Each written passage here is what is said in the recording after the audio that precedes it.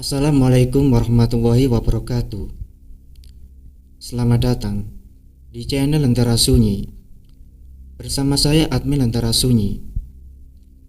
Kali ini admin akan menceritakan kisah 10 pendaki yang tersesat dan mengalami beberapa hal ganjil saat mendaki gunung kembar yang terletak di daerah Sulawesi Tenggara. Kisah ini dialami oleh Riken dan kawan-kawannya saat rekreasi ke sebuah air terjun keramat di daerah Mata Hualu, Sulawesi Tenggara, dan harus mendaki 2 gunung kembar untuk menuju air terjun ini. Admin akan menceritakan melalui sudut pandang Riken. Cuaca waktu itu sedikit panas. Beberapa gumpalan awan mendung terlihat menghiasi hamparan langit. Waktu itu aku berdiri di antara sekelompok orang. Hanya 7 orang lelaki dan 3 kaum hawa. Salah satunya aku. Kami berencana untuk ke sebuah tempat wisata yang konon kabarnya keramat dan sepi pengunjung. Perjalanannya pun jauh, harus melewati 2 buah gunung. Masyarakat sekitar menamakan gunung tersebut dengan sebutan Gunung Kembar. Letaknya di sebuah desa transmigrasi, yaitu Desa Mata Hualu, Sulawesi Tenggara. Penghuninya mayoritas suku Jawa dan Bali, sebagian kecil bersuku lain. Nama tokoh sebagian asli dan samaran. Kisah ini kupersembahkan untuk kalian dan juga sahabatku Darna yang telah meninggal dunia beberapa tahun silam sebab penyakit kanker payudara. Semoga ia tenang di sana. Aku dongkol melihat ulah para laki-laki itu. Perut mulai keroncongan. Matahari pun sudah mulai menanjak ke titik tengah. Namun mereka masih saja asik nongkrong sambil minum. Menyebalkan. Aku merutuk sambil mengunyah roti yang sempat kubawa tadi sebagai persiapan. Ini jadi pergi gak, Dar? Kenapa malah santai dan minum sirup gitu? Cerososku terhenti pas lihat bubuk putih dalam bungkus kertas yang dituang Lana ke sebelah sirup. Tunggu bentar lagi. Hanya jawaban itu yang kudengar dari bibir Darna. Kelihatannya dia pun ada kesal sampai garu-garu kepala. Memang kemarin rencananya bagaimana sih? Kenapa mereka kayak ogah-ogahan gitu? Tanyaku heran. Sudah, tenang aja, Ri. Pungkas sahabatku Darna yang berkulit hitam eksotik, mirip kulit orang Afrika. Aku pun menunggu sambil menghabiskan roti yang tersisa. Benak masih saja liar mencari tahu jawaban perihal bubuk putih tadi. Awal petualangan dimulai. Aku pun menarik napas, sebab ini adalah pengalaman pertamaku berpetualang di alam. Sebelum perjalanan dimulai, kami melingkar sambil berpegangan tangan dan berdoa. Tanpa Lana dalam lingkaran itu. Mungkin ia masih asik dengan minumannya. Sepanjang perjalanan di desa yang kami lalui, ada satu kegiatan masyarakat. Tepatnya di lapangan sepak bola. Pertunjukan kuda lumping sedang berlangsung. Aku memilih berhenti sejenak. Dan ini pertama kali kutonton kuda lumping. Kengerian kurasakan atas apa yang terlihat dari salah seorang pemainnya. Ia mengunyah pecahan beling, lalu mengupas kelapa hanya dengan menggunakan gigi. Ayam pun disantap mentah-mentah. Matanya menyala merah, seolah mencari-cari sesuatu. Rasa heran, takut, sekaligus takjub. Budaya ya eksotik, pikirku. Tapi kok gak berdarah ya bibirnya? Entah aku bertanya pada siapa, sebab sebagian kawan telah mendahului dan sepertinya tak tertarik dengan acara tersebut. Mungkin sudah terbiasa melihat kuda lumping. Terlebih itu tradisi budaya mereka. Itu dirasuki roh halus. Satu suara sontak buatku menoleh. Ternyata ada satu orang entah apa maunya. Sejak tadi mepet melulu. Aku mengomel dalam hati. Dia adalah Kenny, lelaki yang tingginya melebihi tinggi tubuhku. Kala itu, aku masih 154 cm. Warna kulitnya agak kecoklatan, sedikit lebih gelap. Rambut gondrong lurus berwarna hitam, tak pirang seperti lana. Salah satu ciri khasnya adalah memakai topi. Aku tak peduli dengannya, dan lebih memilih memperhatikan pemain yang dirasuki roh halus, sedang jongkok mengunyah beling sambil memelototi siapapun. Matanya nyalang, seakan ingin menelan penonton mentah-mentah. Beberapa anak kecil berlarian karena ketakutan, hingga pandangannya melotot denganku. Kami saling menatap lama. Ini mengerikan, aku saling bertatapan. Pandangannya tak lepas dariku, serasa ingin menelanku bulat-bulat. Aku begitu ketakutan. Jujur, bulu kuduku meremang. Aku gemetar mematung. Tiba-tiba, satu tepukan di bahu membuatku lepas dari ketegangan itu.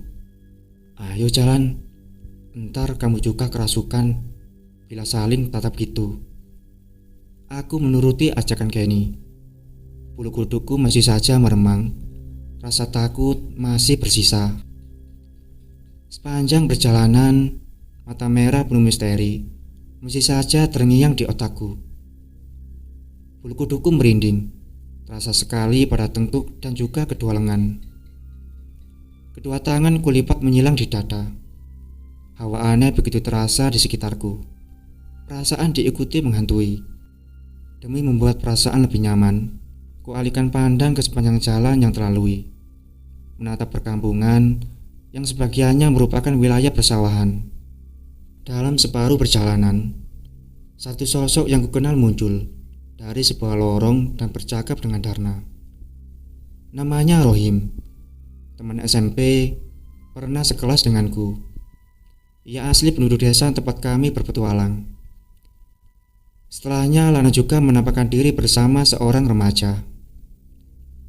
Lana adalah lelaki tampan pertama dalam kelompok kami. Berwajah kiut, plus memiliki warna kulit putih, rambut ikal, tinggi tubuh sekitar 169 cm. Terlihat agak kurus. Sayangnya, satu julukan yang paling melekat darinya adalah playboy kelas kakap. Kami mulai memasuki area hutan. Rasa heran membuatku bertanya, "Kok hutan? Katanya kita mau ke air terjun." "Air terjunnya dalam hutan, non, dan melewati gunung," jawab Kaidir.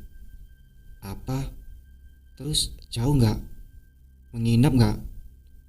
Rentetan pertanyaan, juga suaraku yang agak keras membuat Kaidir bengong. "Darna, kenapa tidak bilang? Kalau tahu gini, aku buat persiapan lebih. Ku pakai sepatu kids. Lihat saja kakiku, hanya pakai sendal," kataku menahan emosi. "Lupa, lagian aku juga sama nih," elaknya sambil memamerkan sandal jepit birunya. Hanya kata itu yang keluar dari bibir Darna. "Dasar Darna, kamu kan sudah biasa. Nah, aku..." Ia hanya terkekeh menimpali kemarahanku. "Ayo lanjut, mau jalan nggak? Sudah mulai sore," teriak Rohim dengan medok Jawanya. Teman lainnya sedang menanti di pinggir hutan. Sepanjang pandangku terlihat pepohonan jati, juga jenis pohon lainnya terhampar. Suasana sejuk yang dipancarkan tumbuhan dan semilir angin mampu melebur kekesalanku barusan. Suara burung-burung saling bersahutan seakan menyambut kedatangan kami.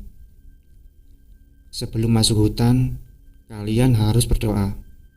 Dan yang paling perlu kalian ingat, jangan berisik, berulah, atau merusak hutan. Satu lagi, jangan memanggil nama teman, ucap salah seorang teman yang lebih tahu tentang area itu. Aku yang aslinya cuek, tak terlalu peduli dengan peringatan itu. Bahkan berdoa pun tak kulakukan. Saking semangatnya, aku lebih dahulu merambah hutan. Suaraku yang berisik, terkadang bernyanyi, juga heboh karena takjub.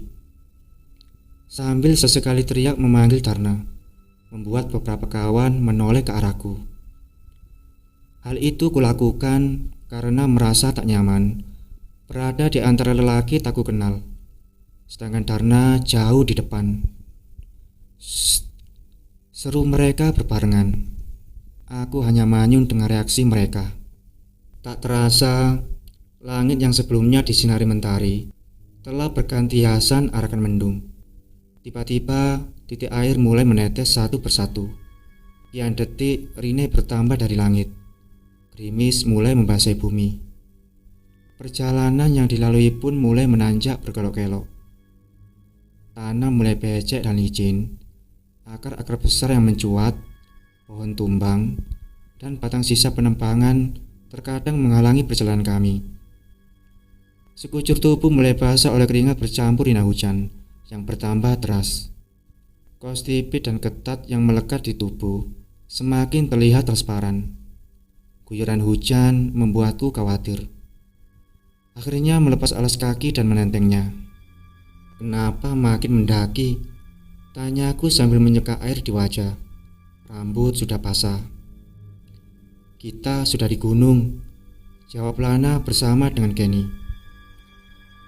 Sepanjang perjalanan, kami saling bercerita untuk menghalau rasa lelah, hening dan suasana alam gunung yang mulai pekat dan gelap. Sisi-sisi jalan yang dilalui merupakan jurang terjal. Kekhawatiran, rasa takut dan ngeri menggelayuti benakku. Sesekali aku memberanikan diri melongok ke bawah jurang yang membuat jantung berdetak kencang. Kami mempercepat langkah. Sesekali ada teman yang bersiul di antara derap kaki dan kecipak air hujan yang memantul di tanah. Namun, tiba-tiba air hujan yang deras terkikis habis. Langit tampak cerah lagi. Wajah aku kedinginan berganti rona bahagia. Tanah pada setapak masih basah, dan tiba-tiba aku terpleset. Jeritanku memenuhi keheningan gunung. Berada di jurang sekitar 4 meter dari bibir jurang membuatku berpikir tentang kematian. Keringat dingin menjalar sekujur tubuhku. Untunglah tangan sempat menggapai akar pohon dan aku tersangkut pada akar yang jauh lebih besar. Terasa wajahku keluh dan dingin.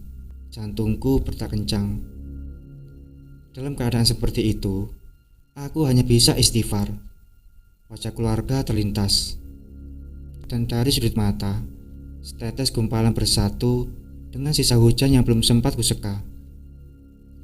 Aku menengadah dan apa yang kulihat, teman-teman hanya terdiam melongo dengan wajah tegang.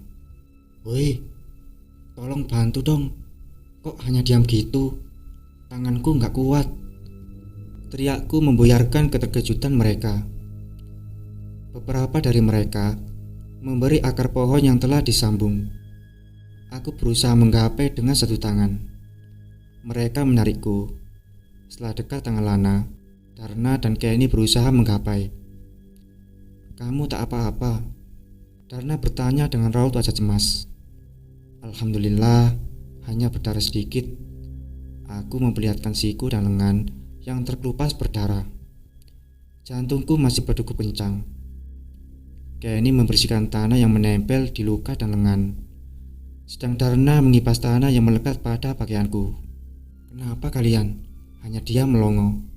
"Aku hampir mati," rutukku. Mereka hanya terdiam. Tapi aku sadar, mereka juga tentu terkejut dan ketakutan. Setelah beberapa saat dan memastikan aku baik-baik saja, perjalanan pun dilanjutkan. Jarak di antara kami agak berjauhan. Di depanku beberapa meter masih terlihat Darna dan Rahman. Mereka sepasang yang mulai bersemi. Kami melewati sungai yang dangkal. Airnya pun jernih.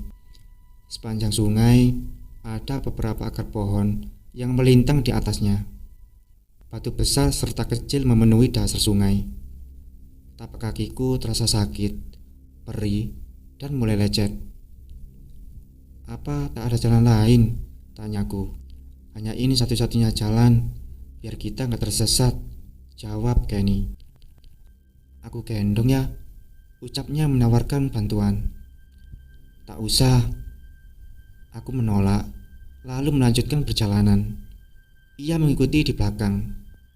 Tak beberapa lama telah berada di sisiku. Sepanjang perjalanan kami berbincang apa saja, dan tanpa sadar kami kehilangan jejak kawan lainnya. Aku kebingungan, sedangkan Kenny tak menampakkan raut cemas sedikitpun. Ayo kesini, ajaknya. Aku hanya bisa mengikuti, karena berpikir ia penduduk daerah itu. Pastilah tahu arah. Kami memasuki area hutan lagi. Sepanjang setapak itu terdapat beberapa jalan sempit dan ditumbuhi belukar. Kita harus lewat mana? Aku mulai cemas memperhatikan beberapa jalan aneh yang bercabang. Lewat sini, ajak Kenny. Aku hanya bisa mengikutinya. Di tengah hutan, kami bertemu seorang lelaki gondrong duduk di pondok. Dia menatap ke arah kami. Aku hanya senyum. Aku heran, mengapa ada orang tinggal di hutan. Mungkin hanya seorang penebang pohon, pikirku. Lalu, kami melanjutkan perjalanan. Hal aneh terjadi. Kami melewati jalan yang sama. Tapi aku coba berpikir positif. Mungkin hanya mirip. Dan lagi-lagi, kami bertemu orang yang sama sebelumnya. Rasa aneh mulai menghantuiku. Aku menoleh ke arah Kenny di belakangku. Kenapa kita di sini lagi? Tanyaku. Tapi dia hanya diam. Pikiran negatif mulai bercokol pada benakku. Astaga, aku tersadar. Wanita di antara dua lelaki asing dan berada di hutan. Pikiran di otak membuatku lebih waspada. Dan aku tak tahu lelaki di pondok benaran manusia atau bukan. Birahi Ranum mungkin sedang berpendar di otak keduanya. Itulah pikirku. Entah apa yang ada pada tempurung kepala mereka. Ini sungguh menakutkan. Kecemasan demi kecemasan yang aku rasakan. Aku hanya bisa berdoa dalam hati. Saat itu cuaca mulai gelap, meskipun masih sore hari. Aku memberi kode kepada Kenny untuk berpamitan dan meminta izin untuk lewat pada orang itu. Orang itu tak bersuara, hanya mengangguk. Kami pun berlalu dari situ. Sesekali aku menoleh untuk memastikan apakah dia manusia atau bukan. Orang itu masih terlihat. Aku pun merasa lega. Dan anehnya, kami kembali berada di setapak bercabang untuk ketiga kalinya. Keadaan itu membuatku tersadar bahwa kami tersesat. Aku menoleh lagi ke belakang. Selama ini dia selalu berada di belakang. Mungkin ia menjagaku. Kita tersesat, Ken. Sudah 3 kali kembali di tempat yang sama. Aku merasakan wajahku keluh, tegang di antara keringat yang membasahi wajah. Kulihat Kenny hanya bisa diam. Coba lewat sini, ajaknya, untuk melewati salah satu setapak kecil penuh belukar, dan aku sekali lagi mengiyakan. Lagi-lagi, kami hanya berputar di tempat yang sama. Aku benar-benar ingin menangis saat itu. Aku bersama lelaki asing. Kekhawatiran tentang Kenny berlaku mesum menambah gelisah pikiranku. Apalagi langit yang gelap.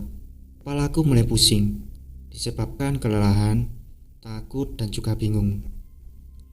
Tiba-tiba, aku melihat sesosok bayangan hitam tampak di antara belukar dan pohon yang seakan memperhatikanku.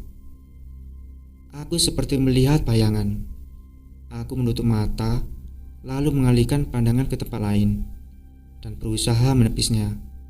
Aku mulai merasa takut. Ri, terdengar suara memanggil. Aku menoleh ke Kenny dan bertanya, "Apa kamu memanggilku?" Dia hanya menggelengkan kepalanya. Lalu itu bisikan siapa? Aku bergidik menghadapi kenyataan ini. hal yang tak pernah ku alami sebelumnya. Tersesat di antara lelaki baru ku kenal dan sesuatu yang mengerikan. Ri. Suara panggilan itu terdengar lagi. Kenny, cari di mana jalannya? Aku takut. Suara itu memanggil namaku. Apa kamu tidak dengar ya? Aku mulai merengek pada lelaki menyebalkan itu. Rasanya ingin menghambur di pelukannya, tapi ku tahan. Jangan konyol, Ri. Berpikirlah normal. Kamu kan punya Tuhan. Terdengar satu bisikan di hati. Itu membuatku terbantu berada dalam kecaman rasa takut. Dan hari mulai terlihat gelap dari sebelumnya. Aku merasakan hal ganjil di sini. Pertanyaan-pertanyaan itu saling berebut di antara rasa takut dan keringat dingin yang mengucur. Lalu aku mengusap wajah, menarik napas panjang, memejamkan mata, serta mulai mengingat tentang apapun yang ku ketahui apabila tersesat. Meski rasa khawatir ada apabila seketika Kenny berlaku mesum di saat aku menutup mata. Aku berpikir positif. Aku terus mencoba. Dalam keadaan mencekam, begitu susah untuk mencerna.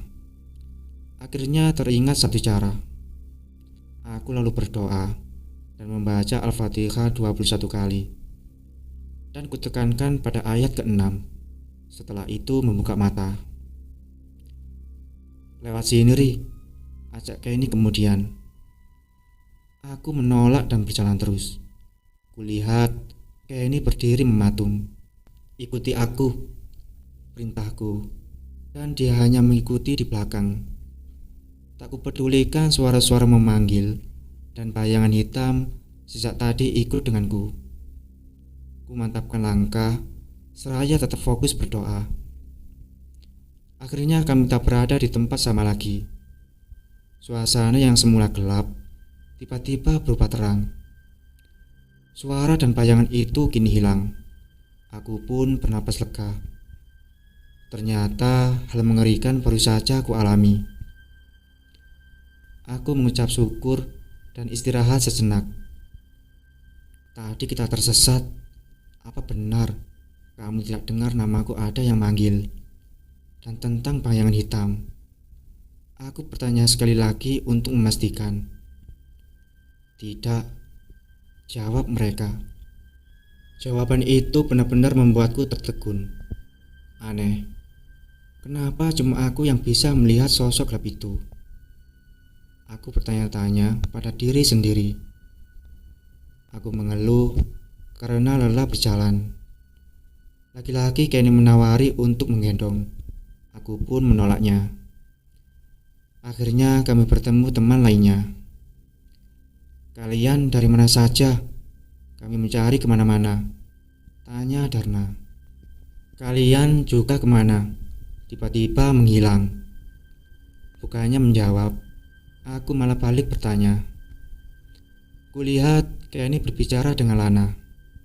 Lalu Lana menjawab pertanyaan dari Darna. Mereka tersesat. Benar begitu? Darna bertanya penasaran sekaligus cemas. Aku dan Kenny mengangguk. Ceritanya panjang, Dar, jawabku. Makanya jangan ribut dan teriak memanggil. Sudah diperingatkan kan? Sahut Rohim. Aku hanya diam mendengar pernyataan itu. Sekarang aku benar-benar paham bahwa hutan atau gunung ada penghuninya. Dan kita harus menghormati tata krama dan larangan. Sudah sore untuk ke induk air terjun. Waktu kita tak banyak.